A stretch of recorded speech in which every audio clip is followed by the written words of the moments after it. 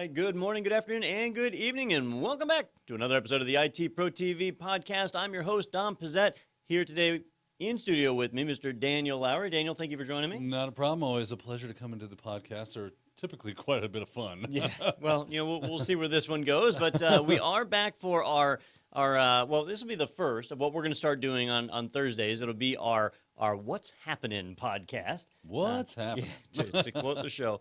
So what we're going to be doing in this episode is just kind of recapping a couple of news events that have occurred during the week that have been pretty big, things we just want to address real quick, put a little spin on them, and give you guys a different perspective and kind of see where things are going to go. And yeah, we'll see how that flies and go from there. So let's kick things off with what is the big thing that's going on right now, which is the Equifax scandal. And Daniel, I'm sure you've read about Equifax and their debacle, About a million times. I mean, it was just popped up on my feed like first thing, what was it, 2 or 3 days ago. And I said, oh my goodness, here we go, another data breach. And when you get into it, long story short, people don't patch their servers down. Apparently this is a real problem in the world, and now we all suffer because of it. Yeah, and this one was, I mean, it was pretty bad, right? Mm-hmm. They're saying 143 million people had their credentials compromised, so just gone. Yeah, and that's what they're saying now. Maybe 3 weeks from there, like, yeah, we told you it was 143 million. It was really like 200 million. You know, they do have a tendency to grow, yeah. right? That more and more data gets kind of found out as they research it. And the problem here is even if it doesn't grow, right? Let's just pretend it doesn't grow at all. I saw an article that was talking about, it was really neat. It said that there's only 600 million people in the U.S., right? Really? That much? And no, there's not 600 million people in the U.S. There's like that's what it said. 350 or 400 million. Oh, I guess it could be wrong. Yeah. So. I mean, maybe I'm wrong. Well, anyhow, so the made-up number this article used was 600 million. So what they were saying, though, was that of those 600 million, a lot of them are not able to hold credit. They're like children. Oh, right. So children can't have credit. Right. And so if you eliminate them and you cut it down to, say, 300 million, right? 143 million is like half of that. It's significant, right? So, I mean, this is a big deal. And when you look at it that way, this is like the bulk of people. And I know the thing that I keep hearing thrown around in circles is the big problem here is that it is personally identifiable information that we can't change, right? Like credit card numbers and your home address. I can't just, I'm not going to go and change my home address. That's a lot of work. And the big danger here is because that can't change, if someone has that information, they could take it and then open a line of credit in my name, and now I've got to dispute that. It wasn't me. It was the Equifax thing. Oh, really? Well, we're pretty sure it was you because we want you to have that credit. You know, and that's going to happen. It's going to make your life very difficult. Identity, just the theft of your identity, doing things with your name and seeing it's you. Of course, we've seen the movies and the satire of that, but it's a real thing that people go through, and it's a real pain. My dad's had it happen to him, and you got to go through all these hoops and hoopla to get your everything squared back away to where you are who you are and that person isn't. And it's just a real pain. And it all comes down to, we say there's a problem with this software. You should probably apply this patch. And they go, I don't really want to do that because it's hard. And that's not a good philosophy when you're Equifax. And, let's talk about the patch, right? Yeah. Because everything we've said so far is probably not new to you, right? For you guys out there in TV land, our typical viewer is somebody who is already aware of this, right? But there's a lot of misinformation being batted around as to what the actual cause was. And the headlines are almost always clickbait that says, like, open source to blame for Equifax hack and so on. But what it boils down to, or at least the information they're telling us right now, is that the Apache Struts vulnerability that has been in the news over the last, really all this year. The CVE hit in March. Yeah, well, now, actually, let's clarify that a little bit, right? Because the March date is important. So, basically, let me actually, I'll bring this up on my machine. Yeah. So, Apache Struts is what we're talking about, right? And if you're not familiar with Apache Struts at all, what it is, it's a framework. It goes on top of Apache. So, Apache is a web server, and Apache is not really at fault here, right? No. Struts is a framework that if you have a Java application and you want to quickly get this Java application on the web, you can use Struts to sit on underneath it and power it. So it goes back to the whole reusability of code. If I want to have a button on my web page, I'm not the first person to think of a button, so why not reuse a button somebody's already written? Struts is a whole collection of crap that's been I shouldn't say crap. It's a whole collection of technology that's been gathered together that we can then reuse. A lot of it is good. Some of it is crap. Yeah, that's true. That's what's led to this Struts problem. So this is Apache Struts. It's a well-established product. It's got thousands of maintainers, people that are contributing code to it all the time. It's used on a ton of websites. It's freely available. Struts is a good product. It is a good technology. Java is the problem here because Java makes things so difficult to maintain. It's so many exploits that occur. So in this case, we've got an exploit, right? There's a CVE, a common vulnerability and exposure that's been documented, and Daniel threw out March. Now, the actual CVE was issued earlier, right? Really? If I look down here, data entry created January 29th, yeah. right? So back in January, this is the very end of January, but back in January is when the CVE was created. It just wasn't exploited in the wild until March. So see right here, was an update exploited in the wild. In August, I believe. Well, so this is where it gets even more tricky, right? So this thing was being exploited, out there in the wild in March, and a patch was released, right? And the patch was released in March. So it's out there. It should be fixable. We shouldn't have this problem, but there was another Apache Struts exploit, which I've got pulled up. One of these windows that I've got. Here we go. This one. And if we look at this one was created June 21st, if I can read a date. So June 21st, there was another Apache Strut exploit. And when all this stuff hit the news, immediately people said, oh, well, it must be this new one that just came out in June. Right. And it was so fast that they just didn't have time to patch for it or whatever. But that's not the reality, right? The reality is that it happened, or the one that was exploited was the one that was basically determined back in January and patched in February or March. And so what you said, Daniel, is absolutely true. There was an exploit that didn't get patched in time. Now, what we don't know is when the attack started. That's correct. And now, from what I've read, Equifax knew about the data breach 6 weeks prior to them actually divulging that information to the public. All right. And there's some other sketchy things like hovering around the whole thing. So there's a bit of controversy, like C-level execs dumping stock before. So, before the announcement. This is when it's like, okay, well, how far really did they know about this? And were they just like, we can't keep the lid on this any longer? Even if that's not true, it calls that into question. It makes me question any of their integrity when it comes to transparency.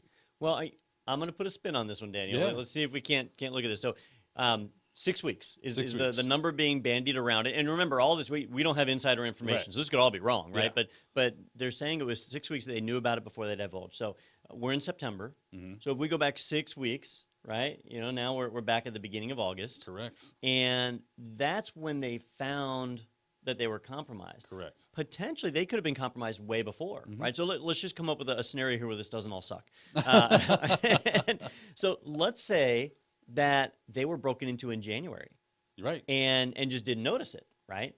And they finally did notice it. Maybe they were broken into while it was still a 0-day exploit, while nobody knew about it, right? And then the patch comes out, maybe they patched their servers and they were secured, but it had already been backdoored, right? So now the attackers can still get in even though the exploit has been patched. That's a possible scenario here where they don't come out looking like total, incompetence. Like that. Because if it's true that just 6 weeks ago somebody was able to exploit this thing that was patched 5 months ago, that's a problem. That's incompetence for a company handling sensitive financial data like that. But just be aware as you read all the articles that are out there, as you gather all the information, know that we're not getting all the data, and that there is a scenario where they don't come off as total slime balls, right? It's unlikely, but there is a scenario. I mean, if you go to Equifax and they say, "Oh, yes, we've had a data breach," and you try to get to this page that they've set up for people to check and see, have I been affected? That page is now down. Oh, is it? Yeah, it does not work at all. It's gone. Plus, even when it was up, they wanted you to sign up. It basically was trying to gear you through signing up for their credits monitoring service. Yeah. And for one whole year. Yeah, for one whole year, and then they start charging you. But my credit is being monitored by you who have data breaches. What good are you? You know, even if that does happen. Well, I think it's a selling point that Yeah. they're saying, look, we'll monitor your credit, and we've got hackers who will monitor your credit as well. I mean, you got like multiple sets of eyes. That's the whole open source philosophy, isn't it? The They're community applying coming together. open source applied to credit. I think it's a great idea. Yeah. So, You live in that world. all right. Well, we're going to learn more about this as time goes on. Right. But right now, it does look bad for Yeah. Equifax. And the lesson that we can all learn here is that we need to be patching our servers, especially our public-facing servers, but don't neglect the internal, private servers as well. Defense in depth, right? So we need that.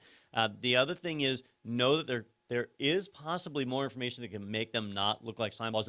They're absolutely slime balls for selling stock right before divulging the information. There's If no. that's true. Allegedly. Selling stock. Allegedly. I don't know that that's 100% right. I can't. But I read that. Yeah, I've seen it from more than one source, Yeah. so I would assume that's I true. assume, and, yeah. and that kind of stuff is publicly.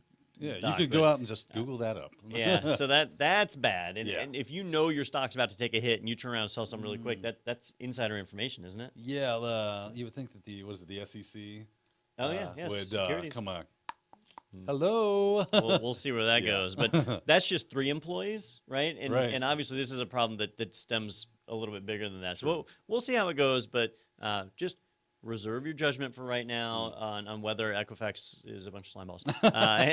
And just remember, in your own environment, make sure that you're patching and know that when a CVE is released, at that point, hackers can read the CVEs just like regular people. It is public knowledge, isn't it? Yeah, and that means they can start to take advantage of it, so you need to be patching for that. That's right. All right.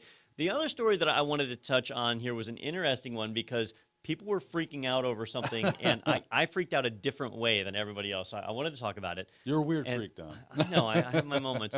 And it was Tesla. Now, Daniel, you own multiple Teslas. I have right? at least 6 or 7 of them. One that I just like to drive through the mud and wreck. One that I keep nice. Yeah, nobody told you could recharge them. So I just drive it it until it runs out. And I get another one. All right, so Teslas are incredibly expensive. No one here at the office has a Tesla, No. just for the record, so you guys know.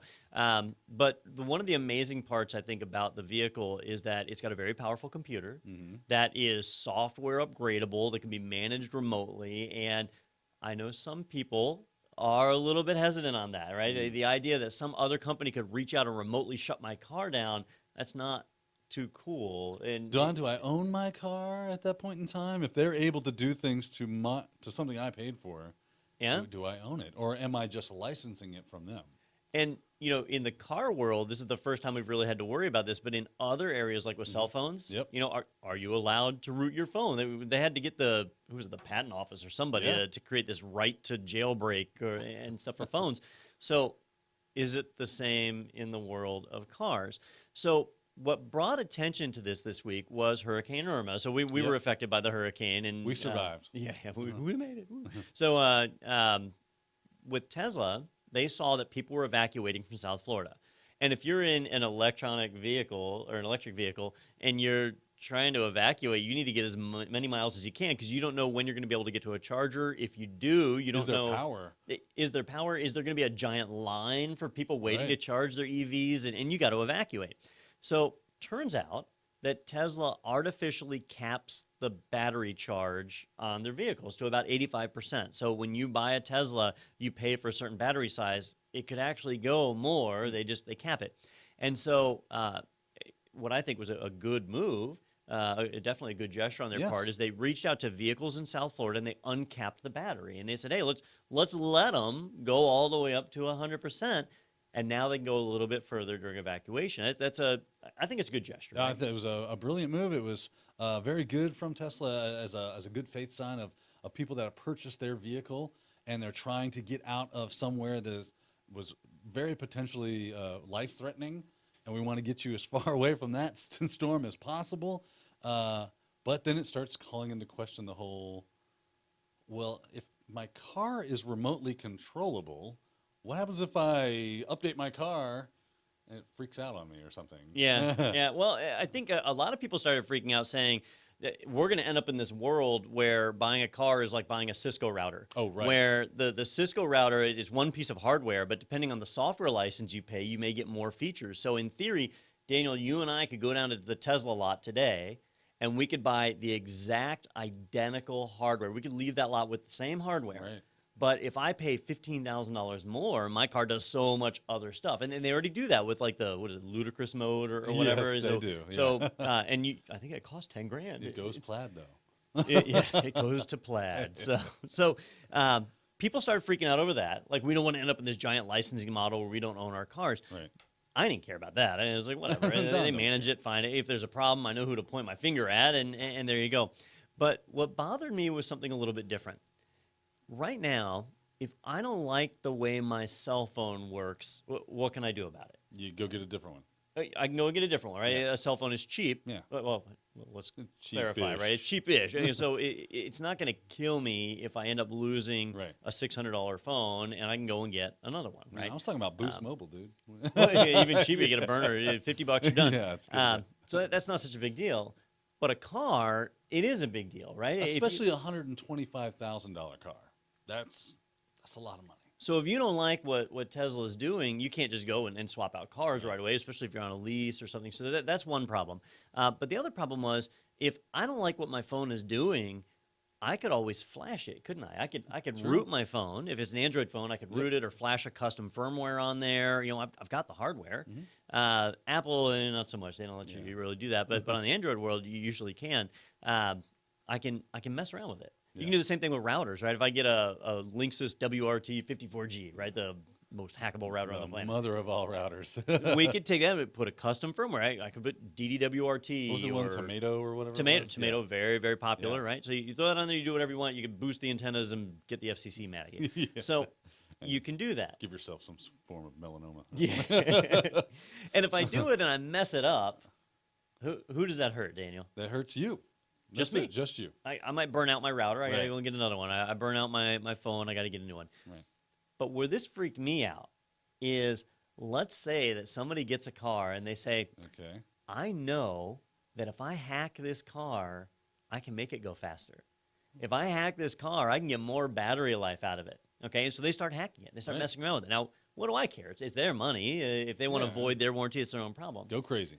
But if I'm driving down the interstate and some kid in a Tesla pulls up next to me and all of a sudden their car freaks out and slams into me at interstate speed, that's dangerous.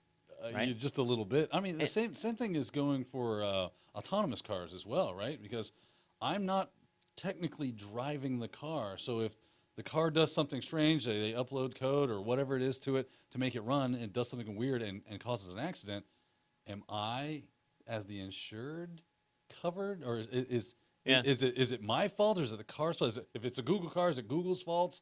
You know, whose fault is to blame? And, you know, you had that possible, there's no controlling element behind it other than its sensors. I mean, I guess the argument could be made that, you know, we have organic sensors that are controlling the car, but there's just something more reassuring about a person watching and taking in information in the way we do. You know, last year Volkswagen came out and they said we're going to get into the autonomous car environment, and you know, Volkswagen, the most trustworthy vendor in the market with their diesel emission scandal. But anyhow, they said we'll take legal responsibility for car accidents. Wow. If our automated car gets in an accident, we'll take that. And they said if any other car manufacturer doesn't want to do that, they're not ready to be in autonomous cars. Their cars aren't ready. And which is, I mean, they were really like. Well, they had the money to do that when they were. Oh yeah, before the multi-billion-dollar Exactly. settlement there. But you know, even there, like with the autonomous cars, I don't worry about it so much because I know that they've got a research department. They've got engineers, PhDs, people that are designing the algorithms. But if it's you hacking at your car, you're some Johnny-come-nobody, and you could be the worst hacker on earth. And yeah, you got it to do something, but you may have also gotten to do something you didn't expect, right? Absolutely. And how many crappy Honda Civics have you seen at a stoplight that have giant spoilers and big exhaust pipes and are running terrible? Like you can hear the motor shaking on its mounts. You're winning me over on your argument right now, because yes, that does call into question their ability to reason through what they're getting ready to do to their vehicle. Yeah. So that's what got me a little freaked out when I saw this. I was like, great. People are going to start messing with their car. Yeah. They're going to start hacking into the systems, and now they're going to become giant danger missiles on the interstate. Yeah. And anytime I see a Tesla, I'm going to want to slow down and move over to the side and let that go by because who knows what's going to happen. it shouldn't be like that, right? No, So I mean, you could think, would you be able to hack the car and overcharge the battery until it explodes? And now it's a giant rolling bomb, or yeah, it's like the Note 7 of yeah. cars. It's like a hoverboard. Could be, right? It could certainly happen. So, interesting little tech spin there on the whole Tesla thing. For the record, I think Tesla did a great thing. Yes, They really helped people to evacuate, which is great. I appreciate that. I just hope, and this is going to be one of the few times that I say this, but I think that like Apple's jail approach for phones is really perfect for vehicles, that they really do need to keep that closed off just because of the safety, because it can affect other people. I don't care if you hack your phone or your router. I'm the same way. I think you're right about as far as the jailing approach to the car software. And it really opens them up to a revenue stream of being able to say, well, if you want us to do some custom mod to your car, we'll just contact Tesla, and the engineers here that know that software inside and out will make that modification for you, upload the code, and you're off to the races or the electrical gas pump or whatever. Yeah, but it could turn into like an in-app purchase, though. Right. That's what I mean. It's a revenue stream for them. If you want to go over 60 miles per hour this week, you need 100 gems. And play Candy Crush. You've logged into your Tesla 5 days in a row, and you just broke your streak. You can pay 100 gems, and you can keep your streak going. all the bad stuff. You get in your Tesla, and it's like, rate us 5 stars. I just want to burn this car now. Every time they get a new car, you get little pop-ups on your dash. Like, hey, have you tried the new car?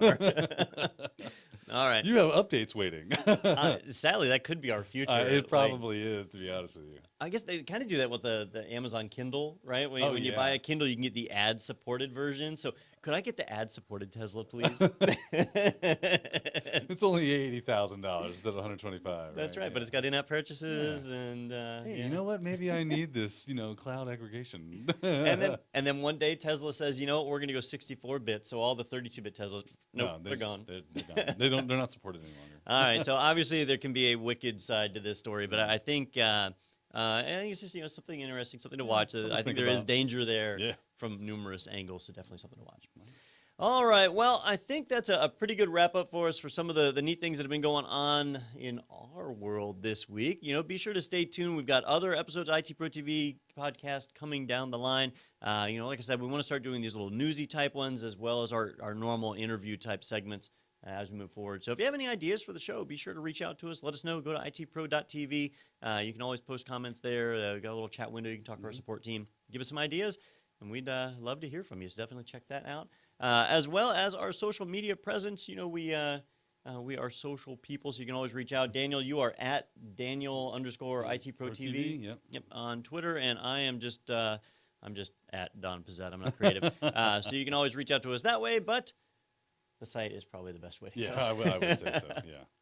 All right. Well, ladies and gentlemen, I do hope you guys enjoyed the podcast. Be sure to tune back in for our podcast down the road. But for right now, this is a good spot for us to wrap it up. So signing off for ITProTV, I've been Don Pezet. I'm Daniel Lowrie. And we will see you next time.